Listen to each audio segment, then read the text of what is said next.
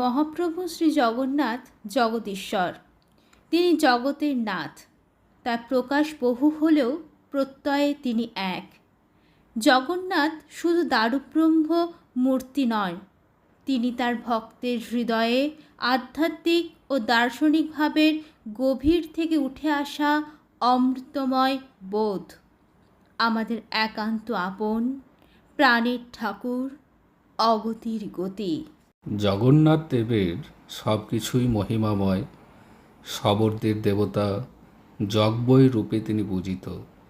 তিনি জৈনদের আরাধ্য ঋষভদেব, বৌদ্ধদের আদিবুদ্ধ আর হিন্দুদের সকল সম্প্রদায়ের শরণাগতি জগন্নাথ মহাপ্রভু, উপনিষদের নিরাকার পরম ব্রহ্ম। সীমার মাঝে অসীম তুমি, বাজাও আপন সুর, আমার মধ্যে তোমার প্রকাশ, তাই এত মধুর। কত বর্ণে, কত গন্ধে, কত গানে, কত ছন্দে, অরূপ তোমার রূপের লীলায় জাগে হৃদয়পুর। আমার মধ্যে তোমার শোভা এমন সুমধুর। পুরুষোত্তম জগন্নাথের কাছে ভক্তের কোনো ভেদ নেই। ভক্ত উচ্চ নিচ বর্ণের হোক, ধনী বা নির্ধন হোক, বৃদ্ধ বা পঙ্গু, যাই হোক না কেন, তিনি সকলকে দর্শন দানে ধন্য করেন জীবন। ভগবান শুধুমাত্র রত্নসিংহাসনে বসে থাকেন না, লোক কল্যাণে ভক্তদের মাঝে মিশে যান। লীলাময় প্রতিটি মানুষের হৃদয় সিংহাসনে বসে নিজেরই লীলা মাধুর্য উপভোগ করেন ভক্তের সাথেই। তাই তোমার আনন্দ আমার পর, তুমি তাই এসেছো নিচে। আমায় নইলে ত্রিভুবনেশ্বর, তোমার প্রেম হতো যে মিছে।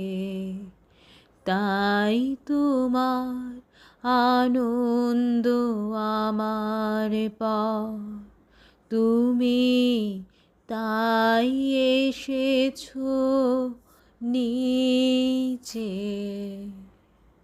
বৈদিক ধর্মে ভগবানের দুরকম ক্রিয়াকাণ্ড আছে।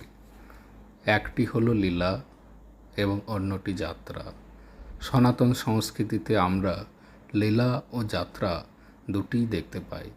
যেমন শ্রীকৃষ্ণের বাল্যলীলা, রাসলীলা।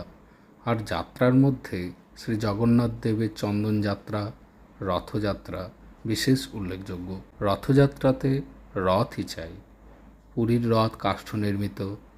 বাংলায় মাহেশের রথ অতীতে ছিল কাঠের, এখন লৌহ নির্মিত। আমাদের বঙ্গভূমে জমিদার বা ভূস্বামীগণ নিজ নিজ কুলদেবতার জন্য রথযাত্রার প্রচলন করেন।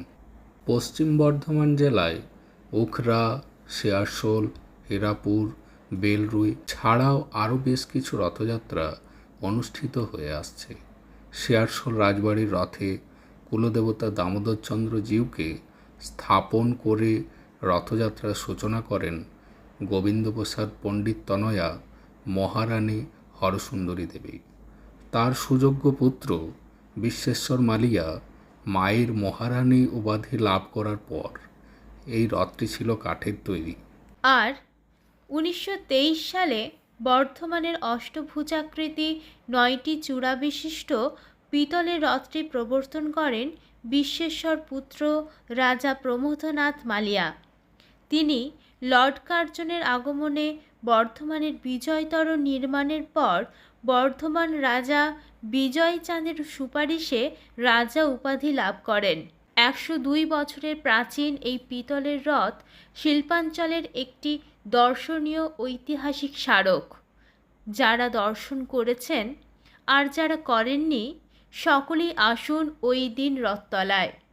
রথারূঢ় দেবতাকে স্পর্শ যদি নাও হয়, রথকে স্পর্শ করে তো বলতেই পারেন, আসন তলের মাটির পরে লুটিয়ে রব, তোমার চরণ ধুলায় ধুলায় ধূসর হব, কেন আমায় মান দিয়ে আর দূরে রাখো, চিরজনম এমন করে ভুলিও নাকো, অসম্মানে আনো টেনে পায় তব, তোমার চরণ ধুলায় ধুলায় ধূসর হব। জগন্নাথ স্বামী নয়ন পথগামী ভব তুমে।